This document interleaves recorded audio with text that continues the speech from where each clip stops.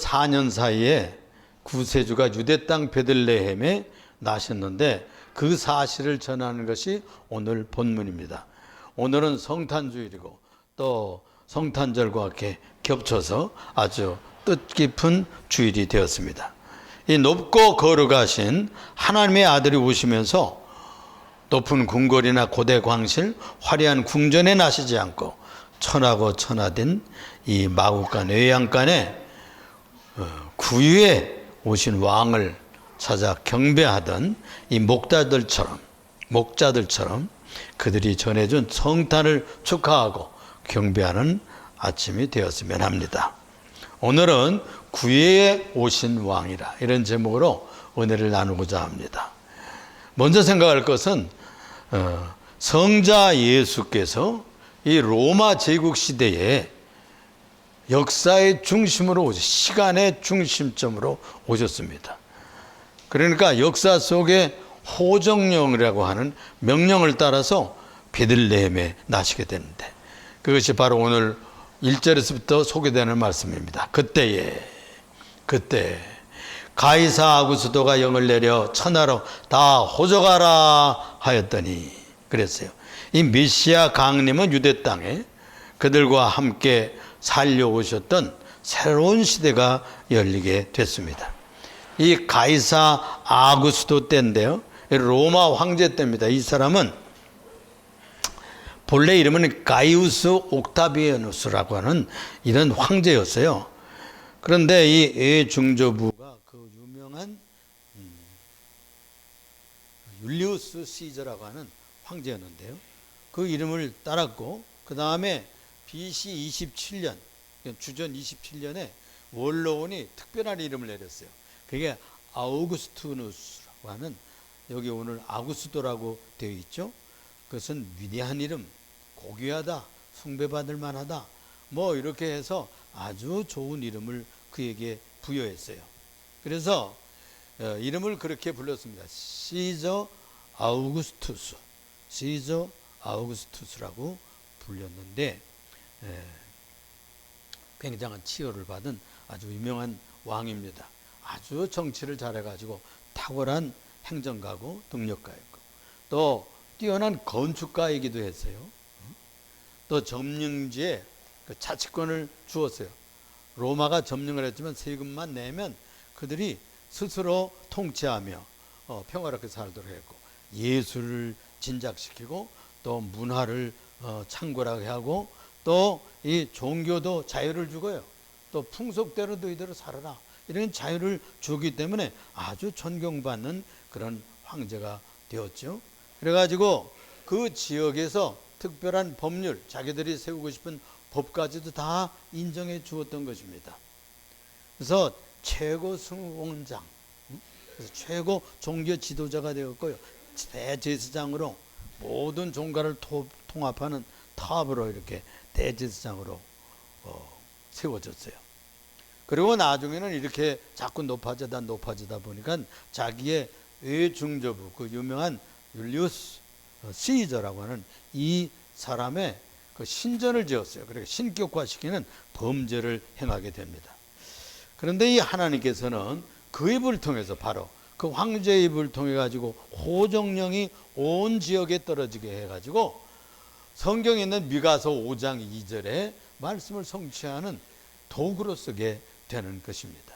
이것이 바로 세속 정치와 이 일반 사회도 하나님이 개입하시고 이 땅 위의 모든 황제까지 지배하시는구나, 쓰는구나 하는 것을 배우게 되는 것입니다. 그리고 천하로 다 호족하라 이렇게 명령을 내린 것은 그러니까 고향으로 돌아가서 호족하게 했단 말이에요. 그런 기회를 통해서 베들레헴으로 이 요셉의 가정, 마리아의 가정이 여행을 하게 되는 것입니다. 이렇게 해서 메시아가 탄생을 하는데 그분이 탄생한 시간이 역사의 중심점이 될 줄 알았겠어요? 그래서 BC와 AD의 그 중간에 예수를 중심으로서 예수님의 탄생 기점이 주전, 예수 전으로 따집니다. Before Christ. 그래서 예수님이 나시기 전 그렇게 따져서 거꾸로 역사를 재요. 그리고 또 예수님 나신 이후 몇 년입니다. 이렇게 하는 에노 도미니에, 그래서 주 이후에, 이렇게 앞에는 그 영어고 뒤에는 라틴어예요. 이렇게 역사의 중심점으로 BC와 AD의 기준이 된 겁니다. 그래서 서기 몇 년이다. 올해는 2022년이잖아요. 주 나신 후 2022년이 되었다. 그런 말이 되는 것입니다. 그래서 이 역사 속에는 하나님의 섭리가 굉장히 숨어 있다고 하는 것을 발견해야 됩니다. 2절 본문에 보면 바로 이 호적은 구레네가 총독되었을 때, 수리아 총독, 지금의 시리아입니다. 시리아 총독이 되었을 때 처음 한 것이다, 이렇게 기록되어 있어요. 그래서 이제 이 시리아는 BC 64년부터 AD 70년까지 로마에 합병돼 버리고 말았어요. 그리고 유대 지역은 행정자치부로 해서 시리아에 속해 있는 지역으로 묶여 버리고 말았습니다. 그런데 이 총적 이 구레네라는 사람이 공로를 세웠어요. BC 12년에 군대를 이끌고 가서 여기 보면 마르마리데라고 하는 그런 지역을 장악을 했고, 또 도둑대 후손인데 이 종족이 커갔어요. 근데 호모나덴시스라고 하는 족이 있었는데 이 족을 정복을 했어요. 그리고 공로를 세웠잖아요. 그래가지고 주전 3년에서 주후 3년에서 4년에는 시조의 고문역을 했고, 또 6년에서 9년까지는 총독을 영임했다고 이렇게 기록이 되어 있어요. 그래서 사도행전 5장 37절 조세푸스의 그 전쟁기도 보면은 이 1차 그 호정령에 기록이 되어 있습니다. 그런데 이 헬라어로 이 원어에 볼 것 같으면요, 첫 번째 할 것이라 이렇게 번역된 말이 프루테라는 말이에요. 이 첫 번째로 번역됐지만 이전으로 또 앞에 이런 식으로 번역될 수도 있다는 겁니다. 그러니까 이 사람은 6년경에 3년 4년의 시인자의 고문 역할을 하고 6년에서부터 9년까지 주후에 구레네 총독이 되었는데, 이게 어떻게 이게 모순된 얘기로 볼 수가 있는데, 그러나 이 언어를 잘 우리가 번역을 하면 이전의, 그래서 인구조사가 있었던 이전에 했던 그런 호정령이 내렸다, 이렇게 해석을 해야 이게 조화가 된다는 말씀입니다. 얘기의 핵심은 뭐냐면 역사 속에 그리스도가 오셨단 말이에요. 그래서 여기에 되어 있는 대로 아구수소가 명령을 내리고, 또 그 시리아 총독이었던 구레네 시절에 그 이전에 벌써 했던 그것을 따라서 호적을 하러 갈 수밖에 없었다고 하는 역사 속에 오신 그분을 기억해야 됩니다. 하나님이기 때문에, 신이시기 때문에 역사 속에 오지 않은 그냥 해석된 만들어진 인물이 아니라는 것을 기억해야 되겠어요. 또 한 가지 생각할 것은 처녀 탄생의 예언이 실현이 됩니다. 이 일로 말미암아 모든 사람의 호적하러 각각 고향으로 돌아가매. 요셉도 어디 족속이라고요? 다윗 집의 족속이었어요. 그래서 갈릴리 나사렛 동네에서 유대 땅 베들레헴으로, 다윗의 동네로 여행할 수밖에 없었던 것입니다. 어서 오세요. 좀 지각이 됐네요. 시온이 회원이. 그래서 이 유대 땅 베들레헴으로 갈 수밖에 없었는데, 그때 이 처녀로 잉태했던, 성령으로 잉태했던 마리아는 그 만삭된 몸으로 먼 여행을 하게 되는 것입니다. 그래서 여기서 강조하는 것은 다윗의 가문이라는 것이 중요한 거예요. 그러니까 아브라함의 후손, 또 이삭, 야곱, 그리고 요셉, 그리고 저 유다 지파에 내려가 가지고 다윗 시대를 지나 가지고 그 후손에 1000년 전에 다윗이 태어났었는데 그 나라를 건설하고, 그 이후에 1000년이 지나서 이 후손 메시아이신 예수 그리스도, 아기로 탄생하게 되는데 처녀의 몸을 통해서 온다는 말씀이에요. 그 거리가 얼마나 먼 거 아니? 예루살렘에서 한 20리 되는데 7.2km, 그보다 조금 짧지만, 그리고 저 나사렛에서는 얼마나 가야 되는 거 아니? 144km. 옛날에 자동차나 버스도 없었고 더덜더덜 나귀 타고 가야 되는데 만삭된 몸으로 얼마나 힘들었겠어요? 그런데 갔어요. 왜 그러면은 이렇게 해 사는 날이 가득 차 있는 이 여인을 데리고 그 먼 여행을 했을까 하는 생각을 가지게 됩니다. 그런데 그 이유는 아무 기록이 없어요. 근데 추측하고 기도하면서 생각해 보면 몇 가지를 생각할 수가 있는 것이죠. 왜 이 마리아를 동반했겠는지. 가장이 대표로 가서 할 수도 있대요. 그러니까 꼭 식구들 다 데리고 갈 필요가 없는 거예요. 그런데 이 출산이 다 된 여인을 동반한 이유가 뭘까요? 여러분 한번 생각해 보셨어요?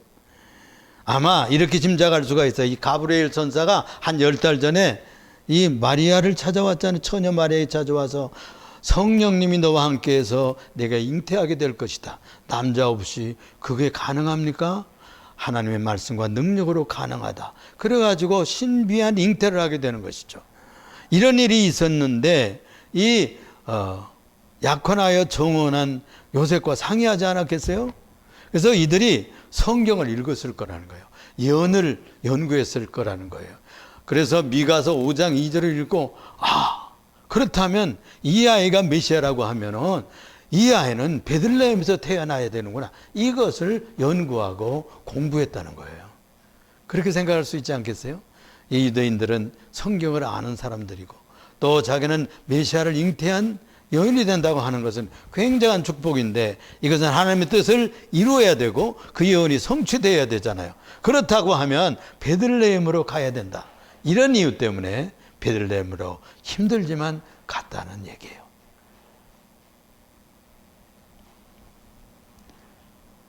이 천사의 전갈이 사실이라면 그들은 이 아기가 베들레헴에서 출생해야 된다 이렇게 생각했다는 거죠. 또 추측이 하나 가능한 것은 이 나사렛에서 결혼 전에 아기를 출산하면 처녀가 아이를 낳으면 어느 나라나 어느 부족 종족들도 마찬가지로 생각을 하지 않겠어요? 그것은 바로 히브리 전통에 처녀가 임신해서 아이를 출산하면 징계를 받게 돼 있어요. 형벌을 받게 돼 있어요. 그 고대에는 히브리 전통에 임신한 처녀는 돌로 쳐 죽이도록 이렇게 하는 무서운 사형법이 있었던 겁니다. 그때 바로 천하에 호정령이 내렸단 말이죠. 핑계도 좋게 이런 것을 기회로 이 요셉이 힘들지만 만삭된 마리아 자기의 아내 될 사람을 대동해서 나귀에 태워가지고 나사렛에서 144km나 되는 먼 여행을 할 수밖에 없었다 하는 것을 우리가 생각할 수가 있는 것입니다.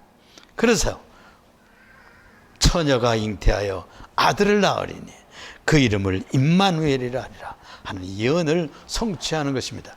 그러니까 말씀을 이루는 것은 저절로 되는 것 같지만 믿음으로 해야 됩니다. 믿음을 행위로 실천할 때 말씀이 성취되는 거예요. 여러분 제자들도 마찬가지예요. 여러분 성도들도 마찬가지예요. 말씀대로 살라는 얘기가 그것입니다. 말씀의 약속과 예언을 따라 살면 복이 되는 것이죠.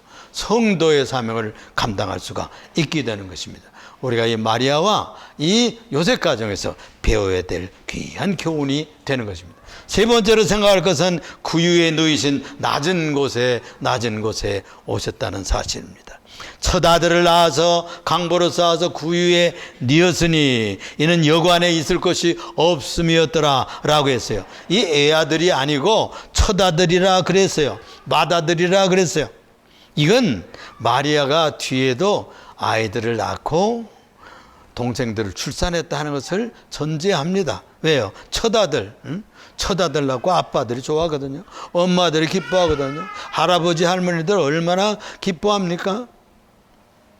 그 다음에 동생들이 또 나오게 된다는 사실입니다. 구유에 누인 걸 보니까 이것은 분명히 여관이 아니에요. 여관이 아니에요. 응? 어디에 놨다고요?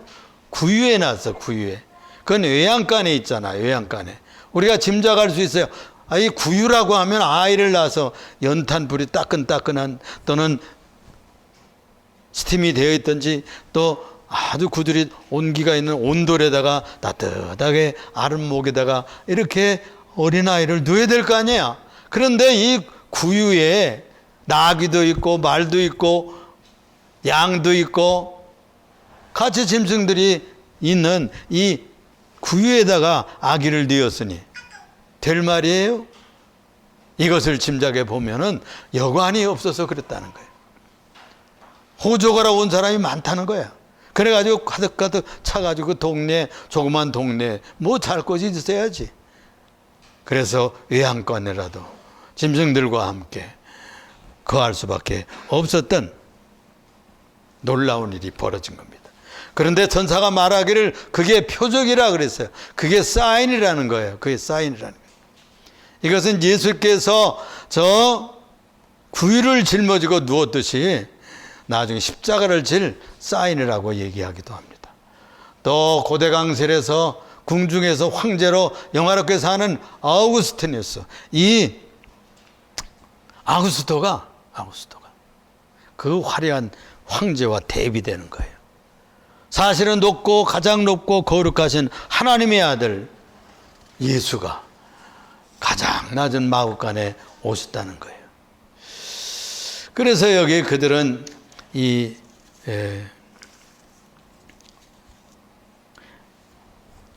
누가 이 소식을 전했어요? 가봤어요? 이 목자들이 가봤잖아요. 목자들이, 목동들이.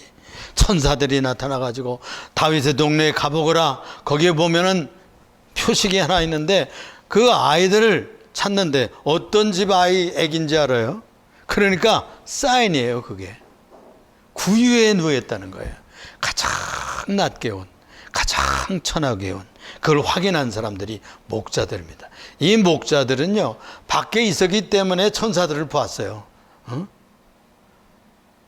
밖에 있었기 때문에 양을 치다가 놀랍고 놀라운 광경을 만나게 됐는데 천군 천사들이 나타나가지고 너희의 구세주가 다윗의 동네에 아기로 태어났으니 가서 보거라 하는 명령을 받게 되었던 것입니다. 그걸 어떻게 찾겠어요?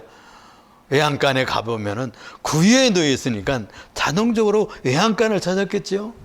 그래서 확인하고 경배하는 얘기가 기록되어 있는 것입니다. 그 지역의 목자들이 밤에 밖에서 자기 양떼를 지키더니 그랬어요. 밤을 새운다는 것은 사명을 다한다는 뜻이에요. 그리고 높은 왕자들 또는 귀족들, 돈 많은 사람들, 잘난 사람들한테 이 소식을 전하지 아니하고, 왜 하나님께서는 낮고 천한 목자들에게, 그 유대에서요 목자들은 좀 천민이에요. 그리고 맨날 짐승들하고 살기 때문에 부정하다 이렇게 생각을 했어요. 그런데 주님의 관심은 불쌍하고 낮고 천한 그들에게 관심이 있었어요. 그들에게 복음을 전해 주었어요. 구세주가 나셨다는 놀라운 축복을 주셨습니다. 그래서 우리가 이 땅 위에 살 동안도 직장 생활을 잘해야 돼요. 사업도 잘해야 되고 가정에서도 충성해야 돼요. 여기 폴라손테스라는 말을 썼는데 파수한다, 보호한다 그런 뜻이거든요. 그래서 양떼 그건 무슨 짐승 아무렇게나 키우면 되지 뭐 그거 짐승 나중에 뭐 팔고 뭐 잡아먹을 건데 이렇게 생각해서는 안 된다. 하나님께서 주시는 사명으로 생각해가지고 그 양떼를 잘 지킨 사람들한테 유대에서는 반드시 지도자를 삼았어요. 그래서 다윗 같은 이도 양치던 목자였잖아요. 모세도요 장인집에 처갓집 양을 치던 그런 목동에 지나지 않았어요. 그런데 그 일을 잘 충실하게 했을 때 나중에 주께서 지도자로 뽑아 쓰게 되는 것입니다. 그렇게 양들을 치며 보호하듯이 우리가 직장에서, 사업도에서, 가정에서 자녀들을 키우고 또 사업에서 또 후진들을 키우고 또 동료들을 돕고 또 한 사업을 키워내고 한 회사를 떠받치고 하는 이런 사명들을 해낼 수 있어야 된다는 말씀입니다. 네 번째로요. 성탄은 하나님께 영광이에요. 가장 높은 드높은 곳의 영광이고, 땅에서는 하나님이 기뻐하시는 자들 중에 평화다, 기쁨이다, 최고의 가치를 주시는 거예요. 주의 사자가 곁에 서고 주의 영광이 그들을 두루 비치매 크게 무서워하는지라. 천사가 이르되 무서워하지 말라. 보라, 내가 온 백성에게 미칠 큰 기쁨에 좋은 소식을 너에게 전하노라 라고 했어요. 이 영광이란 말은 하나님의 존재 양식, 오시면 그런 일이 일어나요. 여러분들 멋진 사람들을 나타나면 모든 사람들이 다 쳐다보고, 야 미남이네, 야 미인이네, 아이 키가 크네, 그렇게 다 쳐다보잖아요. 그런 것처럼 하나님 오시면 그 존재 자체가 너무 영화롭고 너무 거룩하고 너무 빛이셔서 영광이 드러나게 되는 거예요. 그래서 그가 쓰시는 천사들이 왔는데도 그냥 빛이 나고 하나님의 영광이 그 천사들과 함께 했다고 말이에요. 이렇게 해서 하나님께서 오시는 영광입니다. 최고의 영광은 누구신지 알아요? 예수 그리스도, 아기 예수 그리스도가 하나님의 영광 자체라니까. 이사야서 40장 5절에 보니까 여호와의 영광이 나타나고 모든 육체가 그것을 함께 보리라. 모든 육체가 볼 수 있도록 오신 분이 예수님이에요. 예수님. 하나님의 영광이 그분의 육체에 거하셨어요. 세례받을 때에도 하나님의 영광이 내렸잖아요. 또 변화산상에도 하나님의 영광이 함께함으로 변화되어서 빛이 나고 옷이 휘어지고 영화로운 하나님의 아들의 모습을 보여주었던 것이죠. 그리고 위에서는 하늘에서 성부 하나님의 음성이 들렸어요. 이는 내 사랑하는 아들이요 내 기뻐하는 자니 너희는 저의 말을 들어라. 이런 음성이 들렸잖아요. 이렇게 해서 예수 그리스도가 하나님의 최고의 영광의 존재라는 것을 드러냈어요. 히브리서 1장 3절에 보면은 이는 하나님의 영광의 광채시요 그 본체의 형상이라 그랬어요. 그러니까 예수님이 하나님의 빛이시에요. 우리들에게 보이러 오신 육체입니다. 우리들에게 보이러 오신 성육신이에요. 그래서 그의 사랑의 빛이 그를 보면 나타나는 것이죠. 그의 희생의 빛이 우리에게 부어지는 거예요.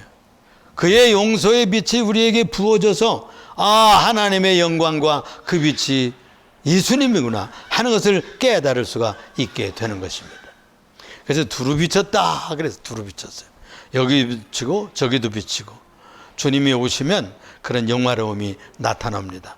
그리고 여기에서 보여야 돼요. 여러분들 그 사복음서라고 그러잖아요. 사복음서는 예수님을 카메라로 TV 카메라로 각도를 맞춰서 자기 안목을 따라 찍은 거나 마찬가지예요.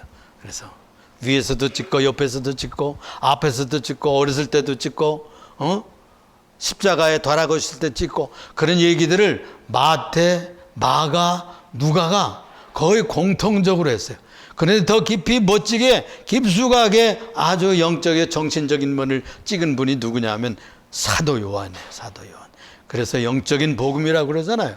이렇게 하나님의 아들 예수 그리스도를 살피는 눈을 가져야만 됩니다. 두루 비쳤다고 그랬어요. 목자들이 무식하고 공부 많이 하지 않고 노동자들이라도 하나님의 천사들이 나타났구나, 그거 하나님의 아들이 나신 모양이다, 이건 굉장한 일이 벌어지고 말았구나 하는 것을 보게 하기 위해서 천군 천사들이 와가지고 하나님의 영광이 빛이 드러나니까 그들이 그냥 무서워했어요. 그랬을 때 무서워하지 말라 그렇게 위로하고 격려했잖아요. 요한복음 13장 31절에 보면 예수께서 이르시되 지금 인자가 영광을 받았고 하나님도 인자로 말미암아 영광을 받으셨도다 라고 했어요. 그러니까 아들 예수 때문에 영광을 받는 거예요. 오늘 다윗의 동네에 너희를 위하여 구주가 나셨으니 곧 그리스도 주시니라.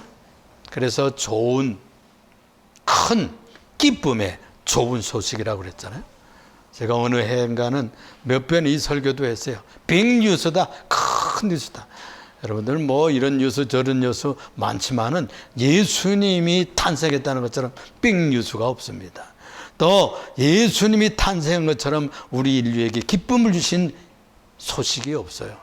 또 가장 좋은 소식 중에 끝뉴스는 예수님 오셨다는 소식이에요.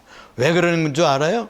우리들의 죄를 용서해 주시기 때문에, 그분이 오셔서 우리를 구원해 주시기 때문에, 우리를 사망에서 파멸서 저주에서 불지옥에서 우리를 끄집어내어 주셔서 천국으로 인도해 주시는 아들이시기 때문에 그분이 오셨으니까 굿뉴스예요.